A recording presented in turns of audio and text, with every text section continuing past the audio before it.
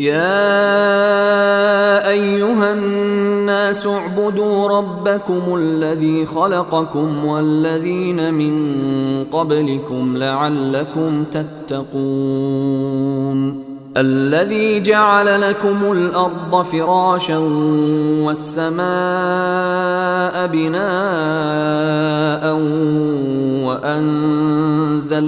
وأنزل من السماء ماء فأخرج به من الثمرات رزقا لكم فلا تجعلوا لله أندادا وأنتم تعلمون وإن كنتم في ريب مما نزلنا على عبدنا فأتوا بسورة من مثله وادعوا شهداءكم من دون الله إن كنتم صادقين فإن لم تفعلوا ولن تفعلوا فاتقوا النار التي وقودها الناس والحجارة أعدت للكافرين وبشر الذين آمنوا وعملوا الصالحات أن لهم جنات تجري من تحتها الأنهار كلما رزقوا منها من ثمرة رزقا قالوا هذا الذي رزقنا من قبل وأتوا به متشابها ولهم فيها أزواج مطهرة وهم فيها خالدون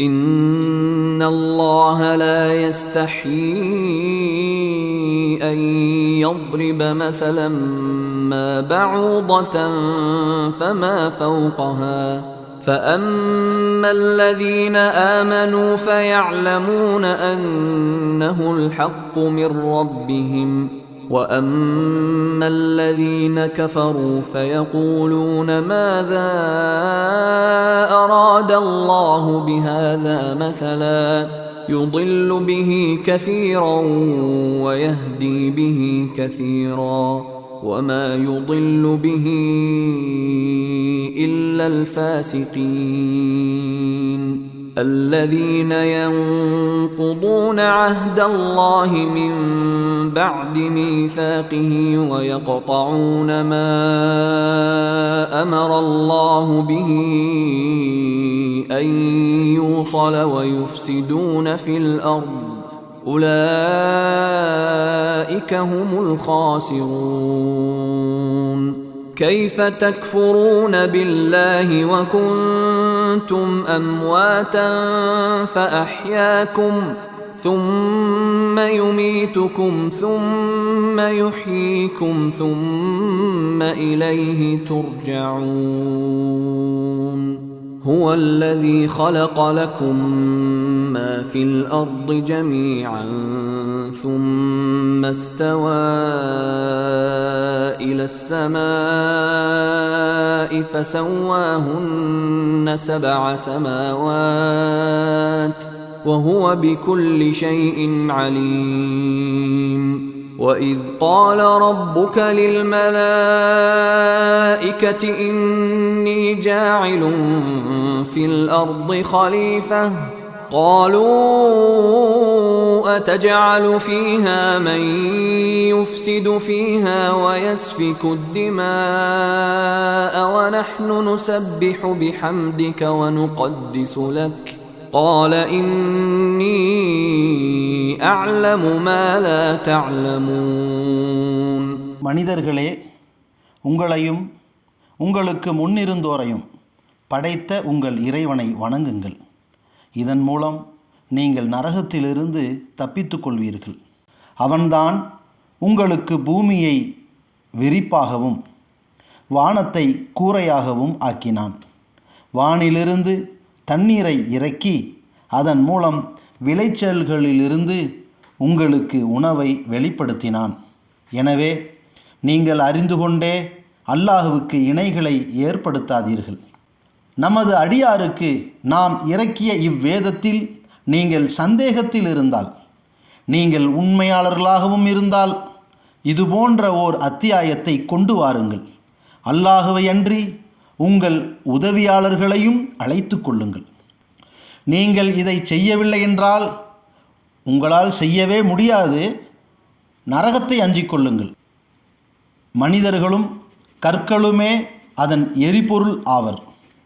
அது இறை மறுப்பாளர்களுக்காக தயார் செய்யப்பட்டுள்ளது. இறை நம்பிக்கை கொண்டு நற்செயல்கள் செய்வோருக்கு சொர்க்கங்கள் உள்ளன என்று நபியே நற்செய்தி கூறுவீராக. அவற்றின் கீழ் ஆறுகள் ஓடும். அவற்றின் கனியிலிருந்து அவர்களுக்கு உணவு வழங்கப்படும் போதெல்லாம் இதற்கு முன்னரும் இதுவே எங்களுக்கு வழங்கப்பட்டது என்று அவர்கள் கூறுவார்கள். ஆனால் அதை போன்ற வேறொன்றே அவர்களுக்கு வழங்கப்பட்டது. அவர்களுக்கு அங்கு தூய துணைகளும் உள்ளனர்.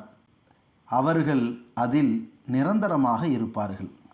கொசுவையோ அதைவிட அற்பமானதையோ உதாரணமாக கூறுவதற்கு அல்லாஹ் வெட்கப்படுவதில்லை. இறை நம்பிக்கை கொண்டோர் அது தமது இறைவனிடமிருந்து வந்த உண்மை என்று அறிந்து கொள்கின்றனர்.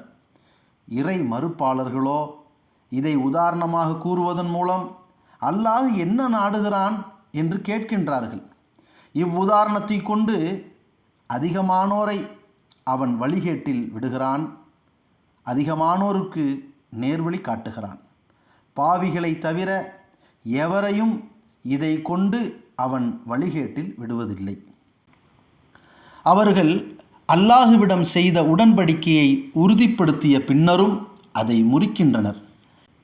இணைக்கப்பட வேண்டும் என்று அல்லாஹு ஆணையிட்ட உறவை துண்டித்து விடுகின்றனர். மேலும் பூமியில் குழப்பம் செய்கின்றனர். அவர்கள்தான் நஷ்டவாளிகள். உயிரற்றவர்களாக இருந்த உங்களை உயிர் பெறச் செய்த அல்லாஹுவை எப்படி மறுக்கின்றீர்கள்? பின்னர் அவனே உங்களை மரணிக்கச் செய்கின்றான். பின்னர் உங்களை உயிர் பெறச் செய்வான். பின்னர் அவனிடமே நீங்கள் திரும்ப கொண்டு வரப்படுவீர்கள். அவன்தான் பூமியில் உள்ள எல்லாவற்றையும் உங்களுக்காக படைத்தான். பிறகு வானத்தை நாடினான். அவற்றை 7 வானங்களாக செம்மைப்படுத்தினான். அவன் ஒவ்வொரு பொருளையும் நன்கறிந்தவன்.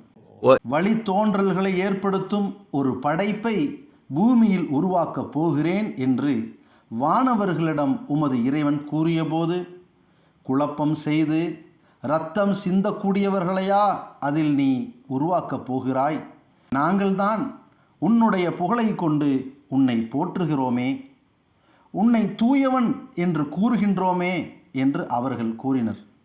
நீங்கள் அறியாதவற்றையெல்லாம் நான் அறிவேன் என்று அவன் கூறினான்.